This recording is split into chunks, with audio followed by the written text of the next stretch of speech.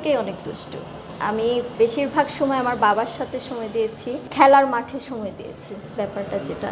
So দুষ্টুমি না করলে আসলে আমার ভালো লাগে না। আমি যখন চুপচাপ ঘরে থাকি তখন আমার মনটা অনেক বেশি খারাপ হয়ে যায়। সো আমি আসলে আমার ওয়েট ছিল 65 যখন আমি মিডিয়াতে ফার্স্ট টাইম আসি, এবং আমি ধীরে ডে বাই ডে একটু নিজের ওয়েটটা একটু লস করি এবং মোটামুটি 55-এ ছিলাম। যখনই আমার ঘোষণা দেয় মুক্তি সিনেমার, তখনই আসলে আমি আমার ওয়েটটা 38, 39, 40-র মাঝে নিয়ে আসি।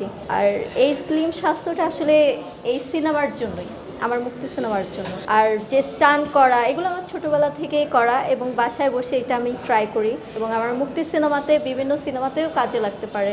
অপরেনো 80 সাকিব আল হাসান ভাইয়ের সাথে একটা বিজ্ঞাপন করেছি, যেখানে আপনারা দেখবেন যে স্টান্ট করা, এবং বিজ্ঞাপনটা অনেক বেশি ভাইরাল হয়েছে এই স্টানের কারণে। আমার কাছে মনে হয় যে একজন হিরোইন যখন ইন্ডাস্ট্রিতে আসবে তখন তার আসলে অনেক কিছু শিখে রাখা উচিত, সেটা স্টান হোক, ডান্স হোক, মানে গান হোক বা অভিনয় হোক, সব কিছু আসলে কিছু না কিছু এক্সপিরিয়েন্স নিয়েই আসলে একটা ইন্ডাস্ট্রির হিরোইন হওয়া উচিত। আমি শুধু অভিনয় পারলাম, অভিনয় দিয়ে মানুষের মন জয় করলাম, এটা দিয়ে সিনেমা হয় না।